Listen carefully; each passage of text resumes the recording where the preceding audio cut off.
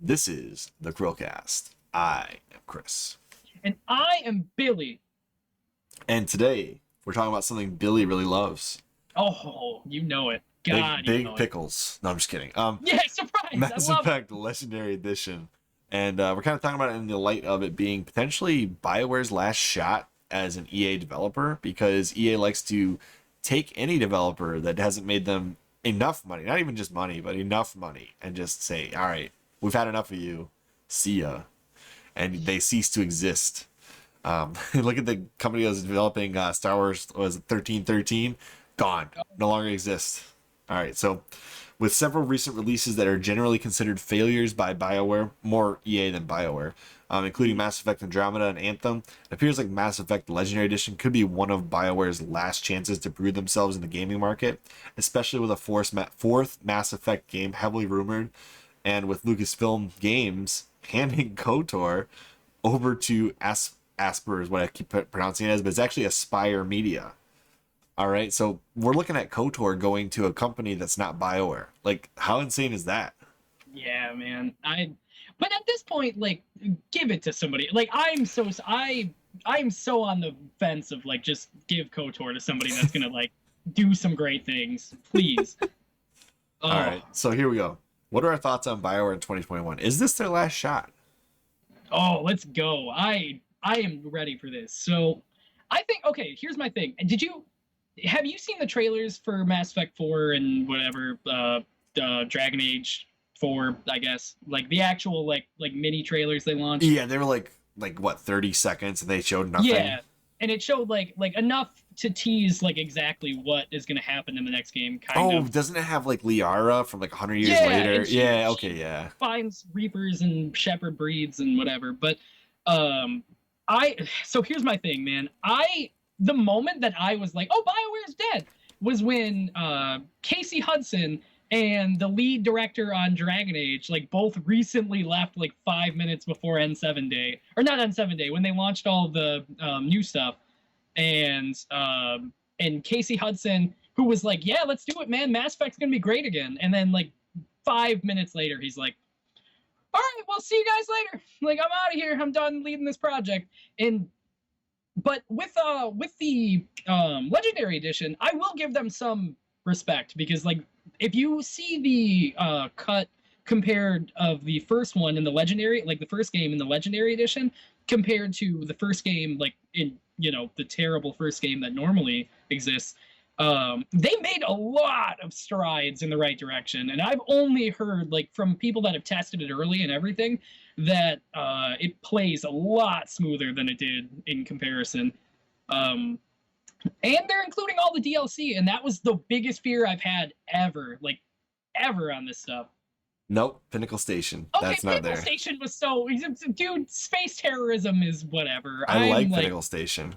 I do too, but it's so like I will give them credit. I will let them leave Pinnacle Station, and because of how bad, like, they couldn't recover the audio files and like everything they needed to do Pinnacle Station, I will give them a little bit of credit. But they're including like the Dr. Pepper helmets that they did, like the promotion they did with the Dr. Pepper codes. They're including like what DL the third DLC's like really awesome, the Citadel DLC that I love with like every ounce of my heart, and the you know, and now they're canonizing the end cut, kind of. So that's cool, I guess. But I don't know. I think they have a lot going for them with this, and I think this. I don't think it's gonna make the fourth iterations of the next two, like four Mass Effect 4 and Dragon Age 4, any better. But I do think that like this is a really good step in the direction of not focusing such a heavy canon of a company on a multiplayer game like Anthem. Yeah, I don't think BioWare was right for Anthem. Like, if I was gonna No, pick the right company to do Anthem, it would have been like a more like a what's that company that does Titanfall? Respawn. Respawn. I would have picked Yeah, Respawn. Like, Respawn. that's who I would pick. But for Mass Effect, BioWare is the company to do it. Like, let's be honest, that's the right Yeah. one. But I will say this: just pretty graphics on this game isn't gonna make it, like, you know, over the top for me. I actually love the original way that Mass Effect 1 played, so hopefully they can improve it just enough that I won't be upset about the improvements Oh, they make. you're gonna hate it, Chris. You're gonna hate it. You know what I mean? Like, I don't want them to change the essence of what it was so much so that I don't recognize the game anymore. I don't know if you've seen like what you have and haven't seen, but I've seen like what it plays like 2 does now. Like it plays a lot more akin to 2. Because I'm replaying the trilogy right now. I know, I see you play it once in a while. I see that little. I think one needed. I will disagree with one change they made. I don't like that they shot down the Mako, the Mako, like comparably to how bouncy it was. Like they took a lot of the bounce out of it. I love the way the Mako plays. Dude, everyone hated and loved it so much because it was so bad. And I like the fact that you can basically go up a straight wall by just going diagonally up it.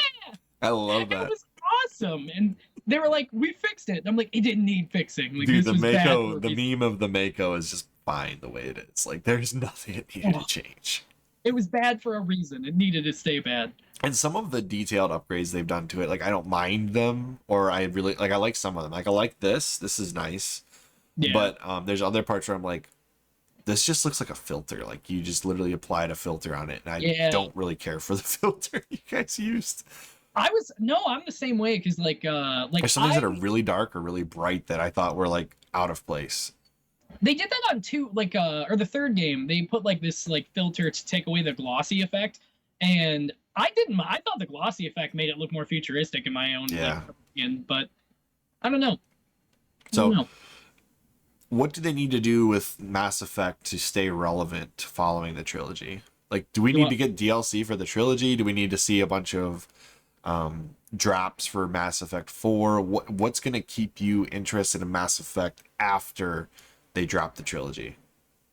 I think, honestly, I think the support of like listening to the community, like that, I think that'll be it. Because like one of the biggest problems I had, dude, I am so like upset with how they handled like the 3rd game, with how, and like whatever, I know everyone was mad about the ending, but like it just seemed like listening to the community was like their big problem. And then like with not Anthem, with Andromeda, like they were like, oh, let's take everything that people didn't like and just amplify it to like a crazy extent. And then so I think listening to the community, I think if BioWare like doesn't get straddled by EA and like kind of does their own thing, I think if they're able to get the traction, even with all these new people on their team, and like I know it's almost a brand new team at this point, right? But if they were able to like just listen to their community and develop that way, and like take in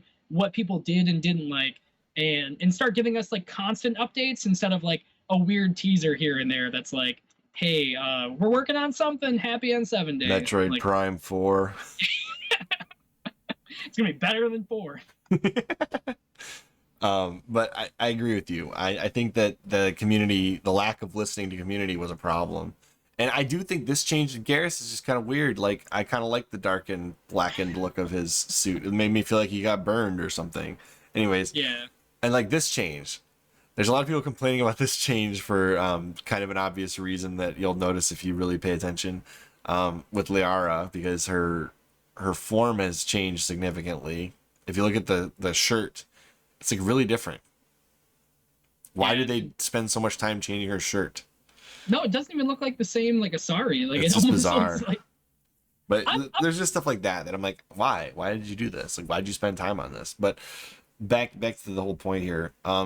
Yeah, listening to the community has been a big problem with them. I think as part of EA, they got arrogant and they said, no, we know better. Like we don't have to listen to the community. That we know better than the community knows. Like, you're not Steve Jobs, okay? You're not launching the iPhone. Listen to your community because it will help. Like, not to the point where you're changing things you don't want to change, but like, if it makes sense, then let's just roll with it, you know? Yeah. Well, my worry is too. Like, I know we're going on long, but like, my one big worry is, with their trailer for 4, like, they made such a cardinal sin right in like the trailer of 4 already, and like, in the tiny like little bit of hope I had left, and then I watched that trailer that you're watching right now, and I was like, oh no, this is gonna die. Like, this is gonna be dead. Can you tell me the exact moment where you felt that way? So for everyone that has played Mass Effect, I like Chris. You've beat Mass Effect, Oh, right? yeah. Like, okay. A spoiler if you haven't beat Mass Effect. Like, this is your chance to like close your ears for 2 seconds. The third game, if you have enough galactical or like galaxy, whatever accreditation, I can't remember. Most wanted, whatever. You get that one scene, and you pick the right ending, which is the destroy ending. You get that moment where like Shepard's chest plate like breathes. So you're like, okay, cool, like whatever. Liara, like in this trailer, like it took a lot of fan digging and breaking into this trailer, but they placed it where Liara is actually on Earth and she's walking on the Reapers. And like if you look in the background, she's standing at like she's walking past dead Reapers on this planet. And this planet is Earth. Like everybody has like attributed like after digging and digging that this planet's Earth. Who she's digging for is Shepard, and everybody is like, at least me, I'm like, dude, come on. Like I'm very excited that Shepard is so awesome and like that's our character, but like they did this with the second game. Like they revived him. Like let it go, man. I Pick mean, if it's somebody 100 years later and he's it's like 600 years later based on what everybody was like. You know what? They resurrected him once. They can do it again. Oh, no. Let him die. Just pick somebody else. I am fine with them bringing back Shepard. Oh, Just like if they brought back Sergeant Johnson by some weird way in Halo, I'd be fine with it.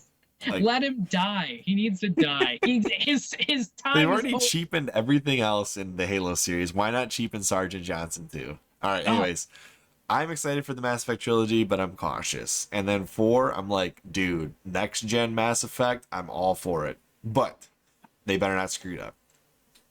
This is probably BioWare's last chance. So, as always, I'm Chris. And I'm Billy Notwill. And we will see you on the next CHRILLCAST Season 2. Crilly Boys. Bow, bow.